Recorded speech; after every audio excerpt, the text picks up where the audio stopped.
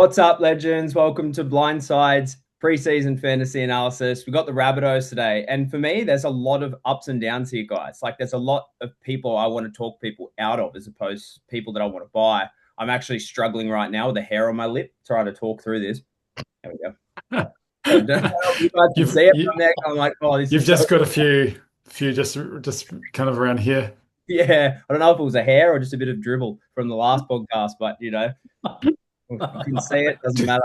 Just a bit of pie. Yeah. So how do you guys see the Rabbitohs finishing this year? Me personally, they've got a great squad. They've had injury-riddled seasons for the last few years. I could say if they stay fit all season, I can see them pushing for top 8, but I still have them finishing in the bottom 9. No, I don't see any different. I currently have them sitting in around 10 or 11, somewhere in there, outside of the top 8. So I do think that they are a smoky team, though. They could easily, go on a big run and work their way in. So going to be a really intriguing season to watch the Rabbits. Now, Payne Haas news. I want to start here with you, Brownie. What do you think led to him moving to the Rabbitohs 2026? Signed for 3 years. Man, that's crazy. When I saw the news yesterday, I scrolled past it and I'm like, oh, yeah. And then I was like, hold on a second. And I scrolled back and I'm like, no way. I sat in there for like a minute of shock. I was just like, this can't be happening. But I think it's just a change of scenery for him. All in all, he just wants to play under Wayne Bennett, I think. And look, he's won a ring for the Broncos. You could say he's done his job there. I thought he was just going to stay there until this Rugby 360 possibly gets off the ground. Then we'd see him probably leave from there. But man, he signed a 3-year contract with the Rabbits. A year post when Rugby 360 is meant to be coming back into the frame. Correct. So maybe he wants to see it take off the ground, possibly. Mm. But man, like we saw the news that they're losing Colin Matangi. What a replacement! Yeah. Best forward in the game. Best forward in the game. It's a all right swap, isn't it? Yeah. Mediocre. It's okay. They already look star-studded every year. The problem is injuries. That's the only thing holding them back right now. So the fact now that they've just included Payne Haas into their prop rotation is insane. The other thing is too, there's like a lot of narrative that people are trying to see on the media, which is expected, I guess, because it's Payne Haas. He's one of the superstars of our game, so everyone's talking about it. But it seems like there's nothing really here to look for. There's no internal reason. He told all his teammates he's just kind of got to a point now where he wants a different challenge. He actually grew up as a fan of the South Sydney Rabbitohs. So, going to play under Wayne Bennett for the team he grew up loving and watching. If I won a premiership at the Broncos playing fullback or something, whatever position I used to play, and the Cronulla Sharks signed me on $1 million a year, 3-year deal, I am 100% going there. I'd go there for nothing.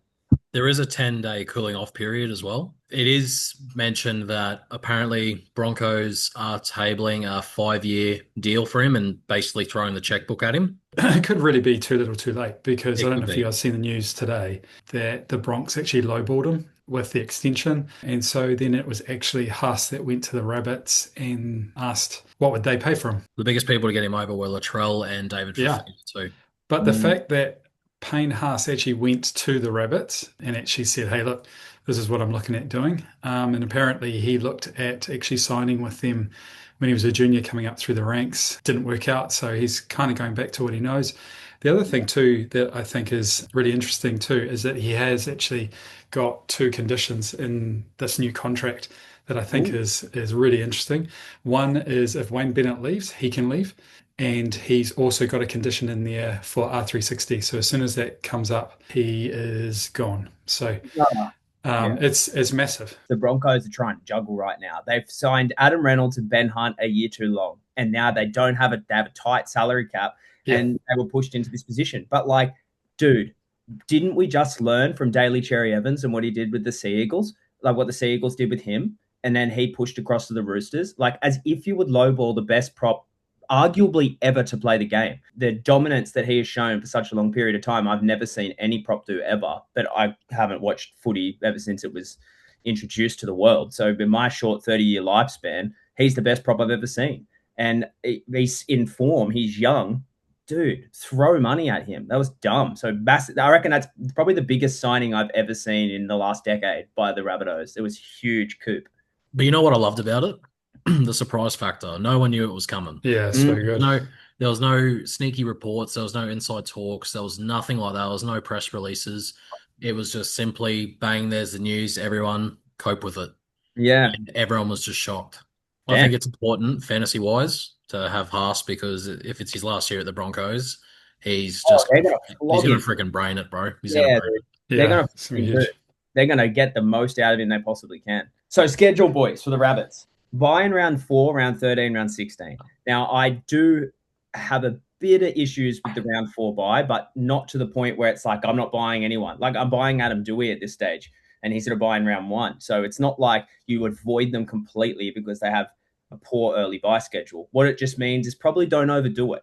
Don't go for any more than 1, maybe 2 if you've got decent coverage. At this stage, for me, it's David Fifita and Jai Gray. That's the only guys I've got in my team. You cover for that round 4 bye. You miss the first minor, and then the second minor, is it? Yeah, second minor. So Yeah, they've after got all round 15. major buys, and you can buy them from round 16 for the end of the year. I think this takes the cake so far in the podcast for best, well, maybe a little bit different to the Finns. Like it's up there with top 3 best schedules. I still don't mind the Dolphins. I think Dolphins have a better bye schedule, but the fact that Rabbits play all majors and you'd assume David Fifita maybe gets overlooked for Origin again. So if he plays all major buys, man, like you're winning. What about you, Ken? Do you see it much the same? Yeah, very similar. I think the other player too that you didn't name before that I think a lot of people will have will be Brandon Smith. I think most of us probably actually have 3. We'll come to cheese soon, but it's just unreal that yet another year he's popping up as a firm option. It's unreal. Who's the first player of discussion you kind of want to run straight into? I don't want to run straight into him, especially not with the way that we've been seeing him lately, but that's David Fifita. He has to be in your team. We all know what he can do, what he can achieve when he's at his best. And what's awesome is that a lot of the social media that we've been looking into and looking at is that he just looks like a different player. Last year with the Titans, where there was conjecture around his ankle and he wasn't ready to go on the field, and he was saying he wasn't ready, and then the team was actually saying, no, he's cleared to play. And there was just all this like tit for tat kind of rubbish, and you could just see that things had fallen apart and that he just wasn't happy. It just looks like the absolute opposite here. And I think it's good news too that he was advocating for Haas to come to his team. Of course, you want your best player, but obviously his pitch would have been a lot around Bennett, would have been a lot around what was actually happening there at the club, all the rest of that. And I think that only points to just brilliant news for us to see Fifita. He's 50% owned. So if you're not going to have him, you are missing out massively and you're going to be hugely hurt. So whatever you do, get him in your team. So this is the cheapest we will probably ever see David Fifita again, is my guess. So priced at 37, he had a 54 average or 54.6 average in 2020, 62.4 average 2021, 52.4 average 2022, 58.6 average 2023, 58.8 average 2024, and his worst year ever, 36.3 average last year with the Titans, where he kept saying, as you said, Kenty, he wasn't ready. Titans said he was ready, came back, 1 game, got injured. So I think he just really wanted out of that club. It was time for him to go. He looks so good under Wayne Bennett. I am predicting he goes straight back to high 50s average this year. Must have season keeper on the edge. Do you have anything to add to that, Brownie? Yeah, whether he plays 80 minutes or not from the get-go, I'm not sure. But, I mean, Fifita only needs 50, 55 minutes to cause any damage. And if he's priced at 37, you think if he racks up a 57, 58 average, there's already 20 points of value. It's surprising to me that he's only like nearly 50% owned. If you're serious about fantasy, you need to have him. He's mid-priced at 500K. He's going to be playing inside Cody Walker. He's going to be playing outside of Latrell Mitchell, who's going to be playing outside of Alex Johnston. Now, that left side is going to be so dominant. If you got Fifita and Latrell working as a tandem down that left side, you're just thinking about all these bonus points that are just going to creep up in the column, you know? Yeah. And that's where it's just going to go absolutely bananas for Fifita and his scoring. I do have a left of field thought here then. Cody Walker, priced at 26. He's arguably one of the best pass selectors in the competition. You have Latrell Mitchell and David Fifita that know how to run a line. I'm not making a case for is Cody Walker a buy. I'm just going to make a case for do we see Cody Walker priced at 347K to end the 2026 season. I'm going to go as far to say as I see him 500K plus, assuming he stays fit easily. He's undervalued for sure. He had a 27.3 average in 2025, playing with injuries throughout the year, which are still going to be prevalent. He's getting old, plus a heaps young squad because the whole team was riddled with injuries. Now he's got Latrell, David Fafita, Jai Gray, Alex Johnson.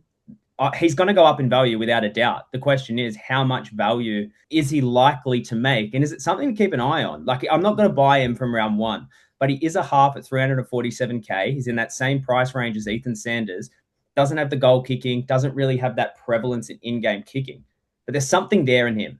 Yeah, I'd agree, man. He's definitely on my watch list for sure, because I do think he could score really well. Because even if you look at like 2023 with a 45 average, he didn't really light the stat sheet up massively. So even just in early 40s, being priced at a 26 is huge. So I do have him as a pretty crazy out there pod for sure. The biggest concern is going to be injury. Basically kind of steers me away from him. And worries me. And then even last year, he still played quite a number of games, but obviously we saw how badly affected his season was. He had an average of 38. I mean, that's still 12 points of value. Yeah. So even at his worst, right now, he's so undervalued. If you had a bit of extra money to play with, your team kind of looked like you could do with just a real quick cash grab, and it could be a 5 to 8 week play, I would consider it for sure. Only averaged under 40 twice in his career, both in 38 range and higher. He's got money there, and I think no one's going to look at it because it's Cody Walker. He's at 3.84% ownership with easy 100K in value, assuming he stays fit. Again, I got Brendan Smith. I forgot to say him at the start. David Fafita, Jai Gray. I'm not loading up on 4 Rabbitohs with the buy in round 4. So it's something you've got to really take into account. But he's cheap, and he could do well. Anything to add there, Brownie? You weren't happy with that at the start. You're kind of like, what the hell are you Bro, talking about? I wasn't. Anytime anyone mentions Cody Walker, I'm like, that. Not as a player. Like, player, he's fine, but just fantasy. We know you said it was a player. You know you don't like him. Fantasy value is just that. The way you're putting it across is that there's definite money to be made. Yeah, halfway through that, I was kind of like, oh, okay. Yeah, so it's like, why are you buying him? It's piqued my interest a little bit. But as you said, I've already got the 3 Rabbitohs in my side currently, and to have a 4th, yeah. But my pod, guys, he's not really that much of a pod anymore. He's at 14.83%. It's Jai Gray.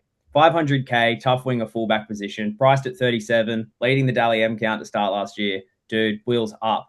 I am buying him 100%, and ideally I want to pair Suafa'alonga, Jai Gray, and Trey Fuller in the back 3. We have no guarantee on whether even Jai Gray is going to play fullback. Reports suggesting it's going to happen, but anything can happen before round 1. So what's your take there? I'll start here with you, Kenty. Yeah, I definitely rate the call. He's at least 6 points of value. He's the kind of player I want to start with, because it's going to be too late to jump onto him if he kind of takes off from round 1. And if the value is going to look like 6+ points, you want to get all of those, dollars right from the very beginning. So play from the start, or nothing. And in a position that's been tricky, and it's been pretty damn hard to find those value players that are going to score you consistent points. Well, as consistent as you can get for a winger fullback. Jai really does fit that mold. So, Jai Gray. Yeah. If you need help remembering that, just think of my hair. Yeah. Nice, Kenty. That caught me off guard. I did not see that one coming. Now, the other part of this too is I actually have him at a 7.8 points of value, because I have adjusted the minutes of his games to 70 minutes plus, specific to 2025, where he's a 44.8. So I would say it's probably safer to go with Kenty's valuation there. So you have a conservative level of 6. You're only dropping 1.8. But this dude has some incredible stats. 200 average running meters. We know he can score a try. We know he can set him up. We know he's quick. He has a prevalence in missed tackles, but he's at fullback, and how bad is it going to get? And a lot of that, I think, is coming from having a weaker side because of injuries. So I think you're going to see his missed tackles reduce to a degree, even if it's just a point or half a point across the course of the entire season. I think he's going to have more opportunity out wide with the strength that they now have in the middle of the field, and with Trell out wide if he's linking and sweeping on both sides of the field. And don't forget, he's now finally had a full preseason at fullback preparing for the role with the team that they have in the landscape, assuming he starts there round 1. I think he's a better version of Suafa'aloga. And I think we're going to see Jai Gray hit 700K bracket this year. That's my guess. He's in my side, man. I just think his average is only going to improve this year because this year you're adding the element of David Fifita and Cam Murray up the middle. So yeah, I think he's going to boost that average up to probably around, I'd say a 51, 52 this year. The other thing I really like about him as a fullback is that he doesn't actually make too many errors. Yeah. So he's got less than one error per game average from last year. And that was playing for a team that was really scrapping it out last year. They were really struggle town. And often, when the people around you are making errors and things just aren't going your way, you've got the amount of injuries that you've got. He still is able to be real calm, collected, and accurate. And that to me is amazing as a young fullback that we haven't really seen a lot of. And so he lights up those stat sheets for me as someone who I really want to have. I want to breeze past two guys quickly here in Cameron Murray and Keon Koloamatangi. I've got them both as watchers and nothing more than that. I wouldn't encourage anyone to buy them, especially with the obvious value in this squad. You don't want to be stacking with too many Rabbits players. Now, the reason I want to watch Cameron Murray is he's priced at 54 and hasn't averaged above 55 since 2022. So even though he has had injuries and he's well and truly capable of being a 60 average player. We need to see it. Plus, it was an Achilles injury, I'm pretty sure, last year, which I'm pretty sure if you bust your Achilles, there's a chance you can't walk properly again.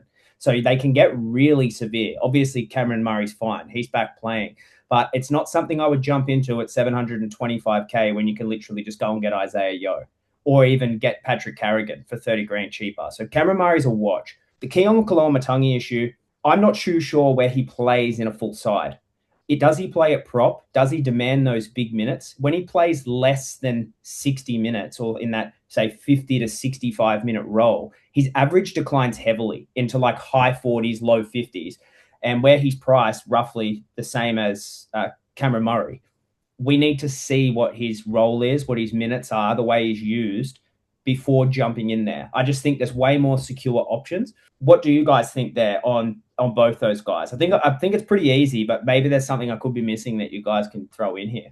The only one I would really think on is Koloamatangi because Murray hasn't played since the back end of last year. Like he played off the bench for a limited amount of time. I think Koloamatangi is going to be used as the main minute man for the opening rounds of the season until Murray kind of gets his match fitness back.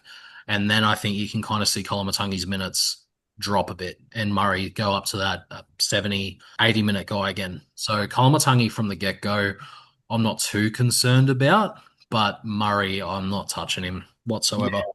I think Murray's the bigger watch. What would you say his minutes would be then in that split? Because he averaged 72.4 minutes last year at prop for an average of 60.7.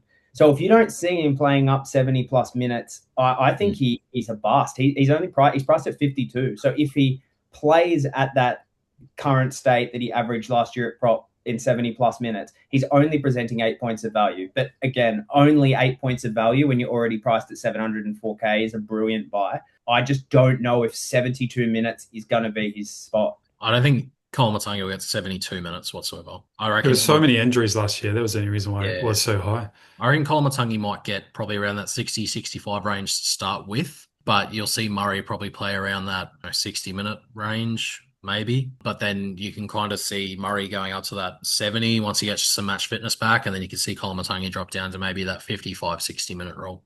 Yeah, I can see Koloamatangi being that utility. I don't see him just playing prop all year. I can see he can play second row, he can play lock, play prop. He can kind of do it all. So I think, Wayne Bennett clearly likes him at prop.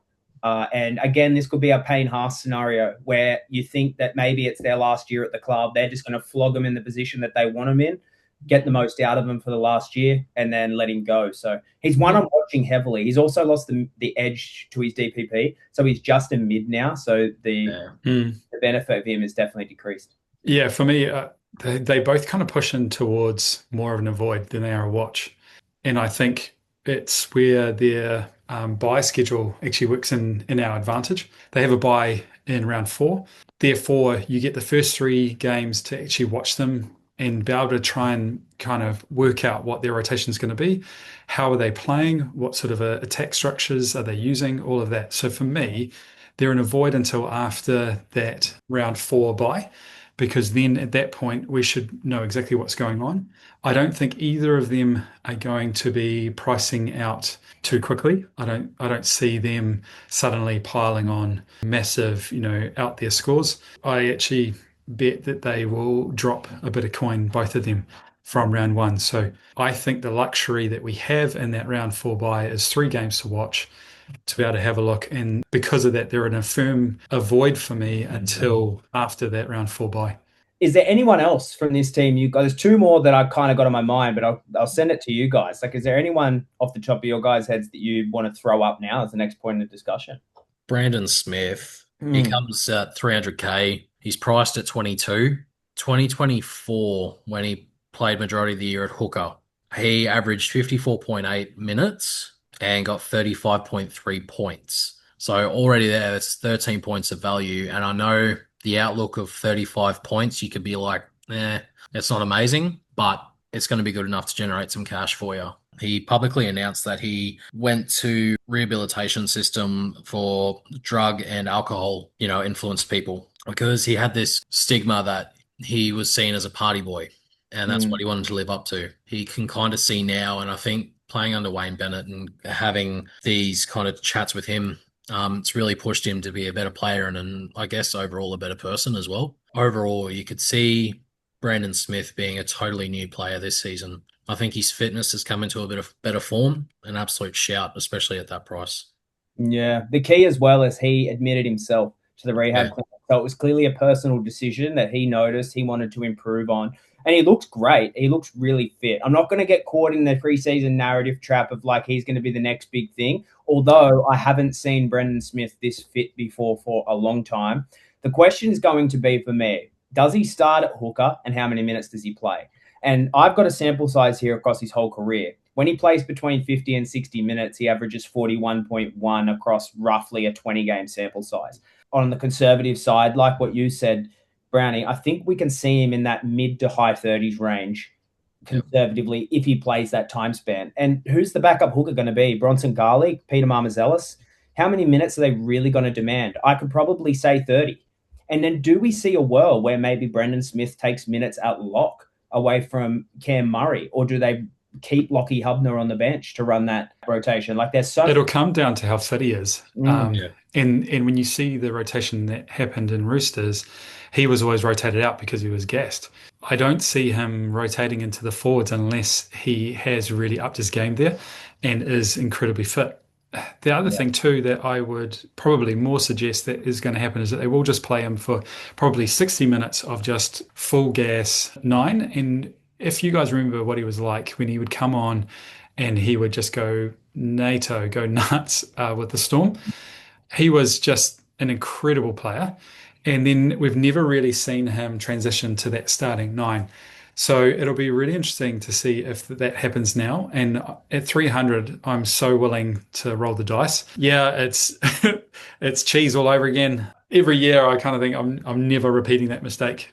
But every year, he's super cheap. He's got stacks of value to make. And I think from my perspective, he's so cheap. He's an easy buy. He's not that scary sort of mid 400s player that I'm most concerned about for anyone this year.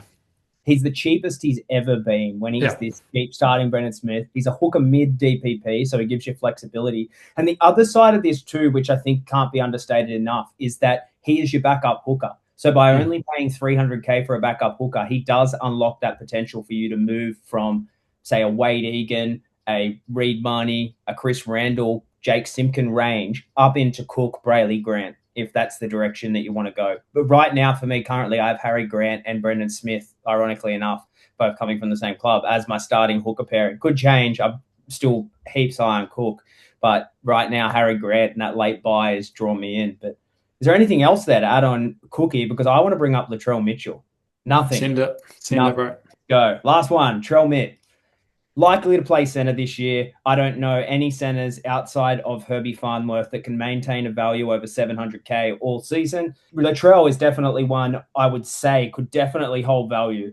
But the key is isolating where he got his stats from when he played fullback. Now, he only covers winger fullback to start round one. He needs to be named in center round one, but there's no Jamie Humphreys. So there's a chance that he could be named in at 5'8" and Cody Walker could go to half. Or do they bring in Ashton Ward and Latrell Mitchell stays at center?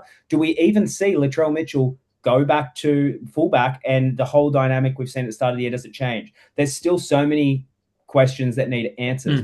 Now, 56.8 average in 2025. He's priced at 54. So on the surface, there's 2.4 points of value. But a lot of his points are from kick meters from fullback. He's essentially used at the Rabbitohs the same way that Ponga's used at the Knights, where they use two halves and the fullback for in-play game kicking. There is no way in the world I can see Latrell Mitchell kicking anywhere more than 300 meters a game from center. It's ridiculous to think that he will. Because do you want Latrell Mitchell kicking the ball down the field, or do you want him chasing the ball in that center position? It's a fine line. So for me, Latrell Mitchell is definitely a watch. I'm going to want him in my team at some point of the season, but I think he is top dollar right now, and he's got money to lose. He's a firm avoid for me. I don't see the value. I don't see that we'll be able to make much money out of that, even the uncertainty of his play. And the reality is that there will be a game or two that he'll absolutely pop off and you go, damn, that was cool. I wish I owned him. But then the 3 games in between those 2 big pop-offs, you'll just be spitting. And it's just hard watch. It's horrible to own. Come about round 8, there'll be niggle. He'll miss a game. The role, it's too uncertain around his actual health and future. For me, it's just an avoid. Yeah, he's also had an injury in the preseason as well with niggle. So it's like it's already started. There's no point wasting it. But yeah, the reason I brought him up was because I had a couple of people on our last live chat really asking about him. So I was like, that's crazy thought in my brain. Maybe there's other creators pushing a reason for why he's a buy, and I'm not seeing that. So maybe it's something I have to look a bit more into. But from what I could see, there is no way in the world you would buy Trell Mitt at this price point. Like, why not just go Reece Walsh if you're going to take that punt, you know? Oh, I totally agree. Yeah, you'd go Walsh. There's a bunch of others that you'd go over him just about every time. I guess that's it. Is there anyone else to bring up, or should I wrap this up? Oh, there's only one player that I've got on a watch, but again, it's going to come down to rotation and timings and all that. But it's Ewan Aiken is someone who I am watching. I'm interested in under owns, who's only like 1.5% owned. 6'10", so price at 45. We've seen him in mid 50s before. Even last year, he was a 52.5. You know, you're close to 7 points of value. It is really going to come down to what sort of a role he gets and if he's that main 80-minute edge. Yeah, there's quite a few things that I think we need to understand. But again, he's someone I'll be watching in those first 3 weeks to be able to figure out what's happening there. And again, he's not a player that I think will get away too quickly. Definitely very interesting to be able to see where he ends up. One of the last edge center DPPs that we currently have in fantasy. Yeah, correct. I think it's only him and Capewell, eh? Yeah. The only edge duels. It's crazy. We played for long enough now to know like the value of an edge center. Like you can get a forward in your centers. You may not score 70s and these big monster scores from tries every game, but you have a solid 45 to 55 points every single week in the lowest averaging position. So if Aiken can get a start, set 80 minutes on the edge, you pair him with Herbie Farnworth, job's done. And it might just be that there's a little zone, you know, maybe a 5-week play or something like that. Because even when you look at him last year, he went like a 53, 69, 49, 61, 48, 76, 81. You know, there's a good kind of zone there that there's the right teams, you know, the way in which they're attacking, all of that can really suit his game. He's definitely very much on a watch list for me. Yeah, that's going to be all season for me. He's going to be a watch because if anything happens to Fafita, you can imagine Aiken gets that spot straight away. And if he's a discounted price playing off the bench, swoop him in. Yeah, that's so true. Hey? Totally agree. Oh, he's on my radar now. But that's it, fellas. Follow Brownie's Breakdown, Kenji's Market Moves, and Blindside NRL on Instagram. Please like, comment, subscribe, and get in the live chat and ask all your questions. We have our Blindside faithful where I don't know about you boys, but I'm getting a ton of DMs now where I'm doing team breakdowns. We're answering questions in the chats. I try and answer as many straight questions as I can on Instagram and comments and Facebook, etc. But I don't do team breakdowns there. It's all in the faithful. So if you do have a quick question and you want to catch me live and not just sit in the DMs waiting until I get a chance to come across, get on the live chat of these posts when they come out, because I am there waiting for people to throw their questions in. We'll see you on the next one. Up the wires. Up the storm.